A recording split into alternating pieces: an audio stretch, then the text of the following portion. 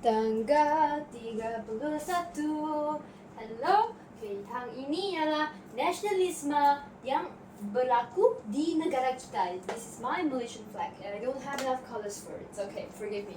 Nasionalisme di negara kita iaitu tanah Melayu. Nah, sebelum kita memasuki bab 2.5, very short bab, it's going to be a short video.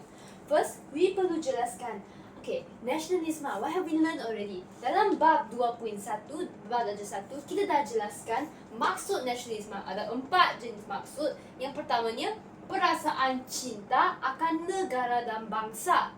Okay? Dan ada 3 maksud lain, gerakan menentang penjajahan, perjuangan untuk memperoleh kebebasan politik, ekonomi dan sosial.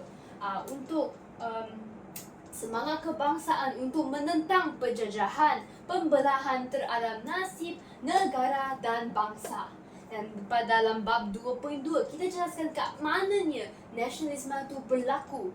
Yang berlaku pada ke arah barat dengan 3 negara barat iaitu Perancis, Amerika Syarikat dan England. Tidak boleh kata British atau Britain. Kat sini hanya kata England. Dan seterusnya kita jelaskan stop. Jika barat tu dia ada 2 jenis nasionalisme. Macam mana dia wujud, macam mana bangkitnya idea nasionalisme, iaitu melalui penjajahan di negara Amerika Syarikat. Penjajahan oleh siapa? Imperialisme British. Dan berlakunya sistem pemerintahan beraja yang dia semua rakyat tu anti raja berkuasa mutlak, 100% power yang berlaku kat Perancis dan England. Okey, dan kita teruskan pada arah timur pula dengan Asia. Terdapat 5 negara yang kita belajari dan dalam 5 negara ini terdapatnya 3 jenis nasionalisme. Yang pertama tu nasionalisme yang dibangkitkan, diwujud muncul daripada penjajahan di India. Okey, daripada siapa? Imperialisme British. Dan ada satu lagi sistem pemerintahan raja. Maksudnya ada 2 aspek tu, yang positif yang negatif. Kat China dengan kelemahan dinasti Manchu, sebab raja tu tak pandai, raja tu lemah untuk mengelakkan pencerobohan kuasa asing. Thus, wujudnya nasionalisme di China. Ada you punya Dr. Sun Yat-sen, dia punya 3 prinsip rakyat. Dan kat Jepun pula, dia sebaliknya, dia positif. Kat Jepun, nasionalisme tu dipimpin oleh pemerintah Jepun, Maharaja Mikado Meiji dengan pemulihan Meiji. Dan akhir sekali ialah nasionalisme untuk mempertahankan agama Islam yang berlaku kat Empire Uthmaniyah dengan gerakan pan-Islamisme dan gerakan Islah di negara Mesir, Egypt. Dan kita dah jelaskan 2.4 yang jelaskan negara Asia Tenggara, timur sekali, kat bawah sekali. Ada 5 negara dan 4 negara ini telah mewujudkan idea nasionalisme daripada penjajahan kuasa asing, kuasa barat terutamanya. Yang 4 negara ada Filipina yang dijajah oleh Sepanyol, Vietnam yang dijajah oleh Perancis, dan Burma yang dijajah oleh British, dan akhir sekali Indonesia yang dijajah oleh saya nak kata Soekarno, bukan, yang itu presidennya, yang dijajah oleh Belanda. Dan Thailand yang negara yang special, yang unik sebab dia tidak pernah dijajah. Dan Thailand tu nama dia tanah bebas, sebab sebelum ini kita menjelaskan Thailand sebagai Siam. But over here, Thailand dia dah ubah namanya sebagai tanah bebas. Now we masuk kepada nasionalisme di negara kita. So first and foremost, yang buku teks nampak kita semua kat Maya kat muka surat 32, kesedaran nasionalisme di negara kita. Okay, dia short sekali. Dia nak tahu, kesedaran nasionalisme di negara kita dapat ditelusuri sejak zaman KMM, Kesultanan Melayu Melaka, The Sultanate of Melayu Melaka, dah berlaku sebelum yang barat tu lah ada revolusi lah. Tak, yang KM, yang idea nasionalisme ini, yang buku teks nak cakap, hey, our country dah ada nasionalisme long before the barat people start with their revolusi. So jelaskan bahawa di sejak zaman KMM, yo Kesultanan Melayu Melaka, yang berkembang semasa menghadapi ancaman luar that expanded, that grew when they had to face dia punya ancaman, threats by kuasa, ancaman luar daripada Siam dan British oleh tokoh pejuang tempatan. Now, then dia will jelaskan to you, sejak zaman Kesultanan Melayu Melaka, yang ni semua you dah belajar kat Form 2 Bab 5, okay? Form 2 Bab 5, all about Melaka. So, we have two kings in particular. I want you to remember this king in particular, very important. Give them all crowns. This king, I think, more important. Okay. Number 1. Sejarah perjuangan bangsa menghadapi ancaman luar dapat dilihat sejak zaman Kesultanan Melayu Melaka. Usaha pemimpin Kesultanan Melayu Melaka seperti Sultan Muzaffar Shah dan Sultan Mahmud Shah seharusnya disanjung. Means there has to be praised, has to be remembered. Okay? Why is that so? Because they tell you that setelah berundur dari Melaka, Sultan Mahmud Shah berusaha untuk mendapatkan Melaka kembali. Baginda melakukan 3 kali serangan terhadap Portugis. If you remember right, your Melaka, this is your Melaka lah. Melaka dijajah oleh siapa? Your Portugis. This is your Portugis. It's them coming. Ha. Yang terhadap Portugis. Namun, adakah mereka percaya? Did Sultan Mahmud Shah succeed in getting back Melaka? No. Okay? Dia namun menemui kegagalan. So, Sultan Mahmud Shah is special because he is the final king, final sultan of the Sultanate of Melayu Melaka. That's why I say he's more special.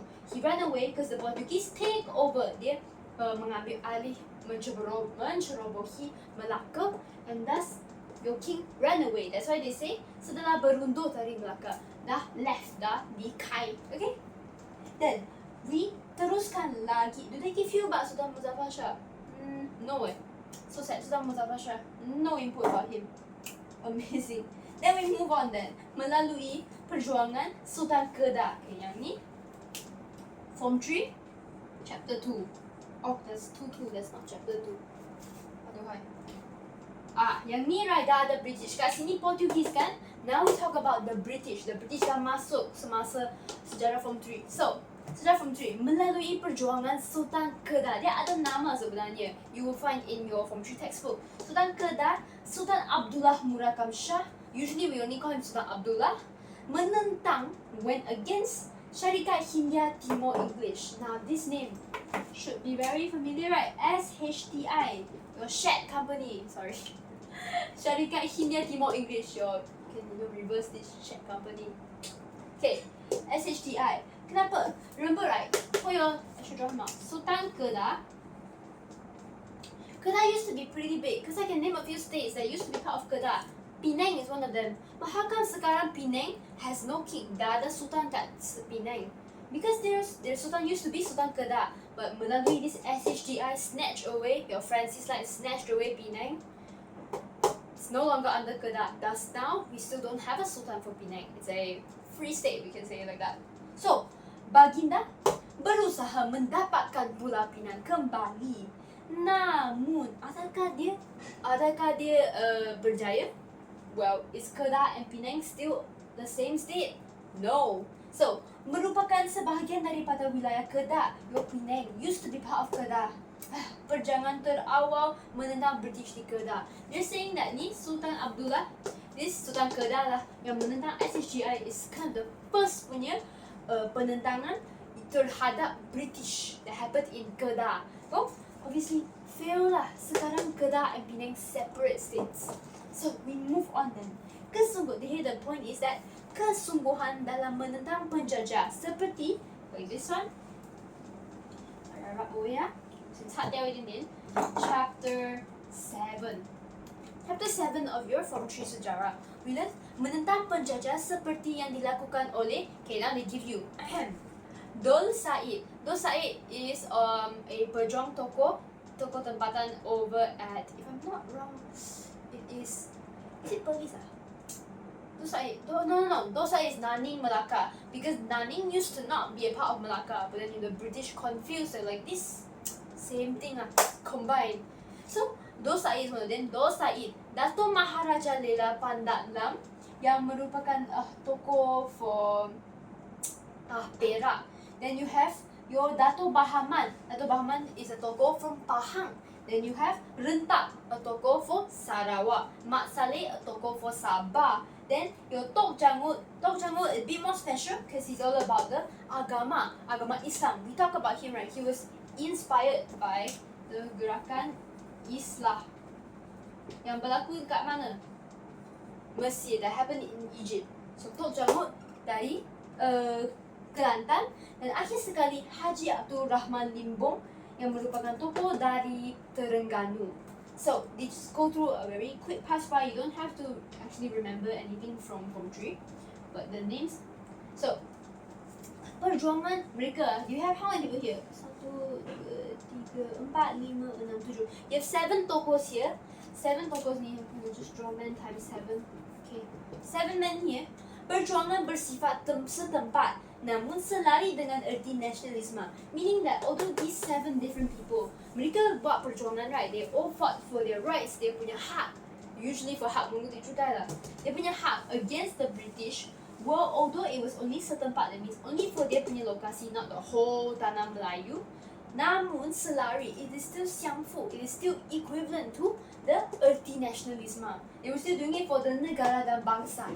So, iaitu perjuangan menuntut kebebasan daripada ancaman luar dan mendaulatkan wilayah masing-masing. Dan dia tahu, kesedaran awal mendapat reaksi dan tindak balas yang keras daripada penjajah sehingga memaksa masyarakat bergerak secara sederhana. Lots of big words. Let's start here. The kesedaran awal, that means the early awareness of nationalism was not well received by the penjajah, by the colonizer yang bertindak balas yang keras. Tindak balas means dia punya response, like attack response, was very rough, keras. Dan sehingga memaksa forcing masyarakat bergerak secara sederhana. Okay? Now that is for Form 3 Chapter 7. That's it. Shoom. Then we go to our final part, which is a lot more new, right? No, this is referring now to your Form 4 punya sejarah syllabus. So I'm gonna rub this off real quick. Okay. Form 4 punya syllabus. Sejak awal zaman ke-20. Put timeline here. Okay. 3 things. Perjuang. How am I going to spread this? Nasionalisme. 3 ya. Agama. Perjuangan tokoh agama. They tell you here. Kesedaran nasionalisme perlu dikaitkan dengan perjuangan tokoh agama sejak awal abad ke-20 yang dibawa oleh gerakan Islah. This is the keyword. Gerakan Islah is very important. You will hear this repeatedly throughout this entire chapter. Gerakan ini dipelopori oleh Sheikh Muhammad Tahir Jalaluddin, Haji Abbas Muhammad Taha dan Sheikh Shaikh Al-Hadi. Sheikh Shaikh Al-Hadi, I think, is the most important one because you will see him afterwards, after this subtopic. So you can remember this man, but you should know it was 3 people. Okay? Then, next we have the perjuangan nasionalisme melalui penulisan kreatif. I will draw a book here. Penulisan kreatif dan akhbar. This one again, all of this we will jelaskan dengan lebih teliti in the next bab. So you can just go through, understand first. Digerakkan oleh Zainal Abidin Ahmad, or we call Zabah. You can write Zabah in your exam, tak ada masalah, okay? Zabah Muhammad Rakawi Yusuf, Abdul Rahim Kajar, Hajar Zainal Munshi Sulaiman, ataupun you kenal sebagai Ibu Zain. Also can write purely Ibu Zain in your exam. Acceptable? Sebab in the textbook. Dan Fatimah Yaakob. Let's pick a few tokoh to remember. For me, Zabah, Ibu Zain, definitely remember lah. Because Zabah will show up quite often, and Zabah is a very legendary person for your history. Then we go to the final part. Melalui pertubuhan sosioekonomi. We discussed about what sosioekonomy is. Sosioekonomy. The way the economy affects the social, which is the people.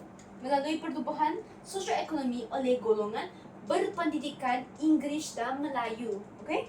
So you have 2 different groups here. You should know pendidikan English, Melayu. Again, learn further in the next few chapters. So I won't confuse now. Just know that there are perubahan sosioekonomi by golongan berpendidikan Inggeris dan Melayu. Tokohnya termasuklah tokoh ketika itu ialah Ibrahim Haji Yaakob, Ishak Haji Muhammad, Ahmad Bostahman, dan Burhanuddin Al-Hilmi. One character in particular, this Ibrahim Haji Yaakob, you will see again. Then another character, your Burhanuddin Al-Hilmi.